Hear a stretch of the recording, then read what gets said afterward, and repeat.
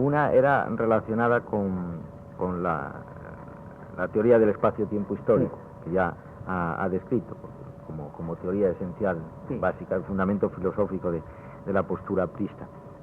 Pero otra es el papel jugado por el marxismo y la Revolución Rusa en el nacimiento del APRA. Sí. En esto tal vez sería interesante si pudiera extender un poco más. Yo quiero decirle a usted qué es lo que nosotros llamamos espacio histórico y tiempo histórico, o cuál es la base de mi tesis.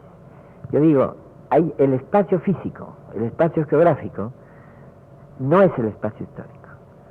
El espacio donde el hombre todavía no ha descubierto su relación y su dominio con él, no es simplemente un espacio geográfico.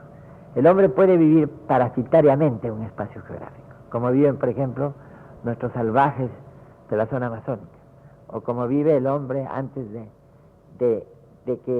dejar de ser parásito del espacio. Yo digo siempre que viven como la pulga en el lomo del perro, ¿no? No la transforman, ¿no? Apenas le producen picazón. Es cuando el hombre descubre el espacio, sus elementos, y lo domina y lo transforma en una civilización, que el espacio deviene histórico. Pero la duración de ese esfuerzo, que varía según el espacio, es el tiempo histórico. Nosotros podemos examinar, por ejemplo, el espacio geográfico egipcio, ¿no es cierto? Su tiempo histórico es el que demoraron en utilizar las inundaciones del río, del Nilo, en canalizarlas y en dominar ese espacio primario, ¿no? Y en transformarlo en un espacio civilizado. Ese es su tiempo histórico. Ese tiempo histórico varía según la naturaleza de los espacios, ¿no? Por ejemplo, el espacio-tiempo histórico de los incas es diferente al espacio-tiempo histórico de los aztecas o de los mayas, porque los espacios eran distintos y dominar esos espacios significó para ellos un tiempo, ¿no? También diferente. Bueno, nosotros consideramos que, partiendo de ese principio, el espacio-tiempo histórico hace que relativice, mejor dicho, ¿no? Ciertos hechos que no se pueden generalizar. Y de ahí que establezcamos que las ciencias exactas, que son universales, ¿no? Por ejemplo, la ciencia matemática, raíz cuadrada de 9 es 3 en cualquier parte del mundo, o las ciencias químicas, que SO4H2 es ácido sulfúrico, eso no se puede aplicar a las ciencias sociales, ¿no? Y a las ciencias políticas, en las que hay que considerar que el espacio es el que determina y marca un ritmo diferente. Dominar ese espacio y la tardanza en ese dominio es lo que le da su carácter de tiempo histórico. Bueno, nosotros creemos que en América nuestra hay un carácter muy peculiar, ¿no? Por ejemplo, si comparamos la América del Norte con la América nuestra y comparamos las diferencias espaciales, nosotros vemos que fue más fácil para el europeo del norte llegar por un camino perieco de paralelos, ¿no es cierto?, a una Europa expandida que solo se diferenciaba de la Europa vieja en extensión, pero que tenía las mismas constelaciones en el cielo y las mismas estaciones, ¿no? Y cuando ellos llegaron a Nueva Inglaterra, y cuando yo llegué a Nueva Inglaterra, vi con cuánta razón le llamaron Nueva Inglaterra, porque se parece mucho el paisaje. Fue muy diferente, por ejemplo, para los conquistadores hispano-portugueses que cruzaron en diagonal y pasaron el trópico de Cáncer y se encontraron con una realidad espacial distinta.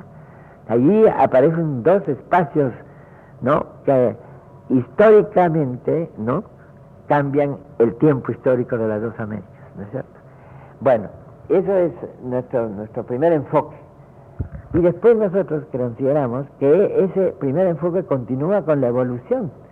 Los dos conceptos del tiempo que tiene la civilización acelerada del norte, ¿no?, y nuestra civilización retrasada en el sur.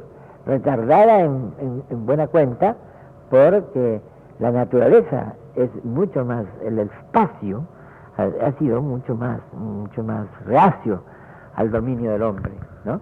Entonces, nosotros Partimos pues de esa diferenciación y así nosotros consideramos que el enfoque del problema nuestro es resolver el problema del dominio del espacio. De aquí viene también nuestra tesis de que nuestra América no es un continente superpoblado. Hay una versión que es muy generalizada que dice del crecimiento explosivo de la población latinoamericana. La respuesta es esta: América desde México hasta Argentina son 20 millones de kilómetros cuadrados. La población son 210 millones, 10 habitantes por kilómetro cuadrado. Entonces el problema aritméticamente no es un problema de superpoblación. Podemos tener 3 veces esa población y entonces varía proporcionalmente 3 veces el porcentaje, ¿no? Pero nunca se acercará al porcentaje de Inglaterra o de Holanda o de Bélgica o de China. Bien. Entonces nosotros decimos, no es un continente superpoblado desde el punto de vista aritmético. Pero si le aplicamos la geometría de Platón, que él ponía a la ciencia del Estado, o el álgebra política, entonces sí es un continente, porque no todo ese espacio es un espacio habitable y explotable, ¿no? La naturaleza le ha puesto en nuestra América inmensos desiertos, zonas tropicales inconquistadas, ¿no? Dificultades de todo tipo.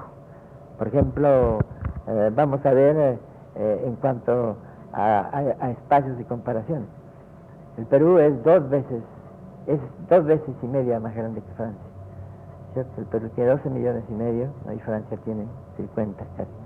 El Perú es igual, o Colombia es igual a Gran Bretaña, Francia y las 2 Alemanias juntas, ¿no? Comparemos la población de los 2 lados y encontraremos una diferencia de cientos de millones. Pero la India, que tiene 500 millones de habitantes, tiene un área exactamente igual a una tercera parte del Brasil, ¿no? La costa del Perú es casi igual al total del área del territorio japonés. Japón tiene 100 millones de habitantes y la costa del Perú solo se cultiva el 4%, el 96% es desierto. Entonces, si nosotros vamos más al sur, vemos por ejemplo el desierto de Atacama, entre Chile y Bolivia, que podía contener millones de gentes, es un desierto vacío. Bueno, entonces el problema es irrigar los desiertos, trasmontar las montañas, ¿no es cierto?, penetrarlas, es decir, utilizar ese espacio vacío o ese espacio inerte o ese espacio reacio y convertirlo en espacio productivo y habitable. Pero no es un problema de control de la natalidad, sino de más hombres y más gentes para infundirles el esfuerzo y es algo muy interesante que también este lema que es nuestro. Nuestros problemas son gigantes, ¿no? O son gigantescos. Hagamos una raza de gigantes, ¿no? Eduquemos una raza de gigantes, enfrentemos la naturaleza y veamos que el desafío está ahí, en la geografía. Y yo creo que nuestro continente, desde México hasta la Argentina y Chile, pueden contener pues 1.000 millones de habitantes tranquilamente, ¿no es cierto? ¿Cómo? Pues como China, ¿no? Bueno, eso es fundamental también en nosotros, nuestra concepción espacial, eso está relacionado con el espacio, tiempo histórico, y nuestra discrepancia con los que dicen que el crecimiento explosivo de la América Latina, etcétera, que son cosas que circulan por el mundo y usted las habrá escuchado. Bueno, pero que no, en realidad no responden a la realidad. México nos ha demostrado que con grandes irrigaciones que ha hecho, por ejemplo, ha utilizado desiertos enormes, yo los he visto primero como desiertos y después convertidos en inmensos lagos para las represas, ¿no?, de sus servicios de regadío. Y esos son problemas que están resolviendo y deben resolver todos los demás países. Hay un proyecto del ingeniero Gabriel del Mazo, argentino, que fue el presidente de la Federación de Estudiantes de Argentina cuando la reforma universitaria, que es el proyecto de unir con canales los ríos Paraná, Amazonas y Orinoco.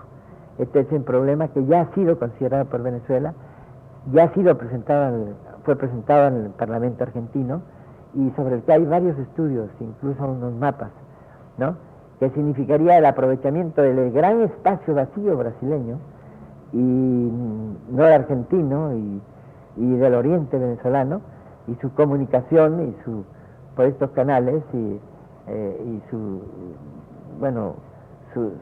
predisposición para hacer todos los territorios litorales, territorios habitables. Ese es más o menos...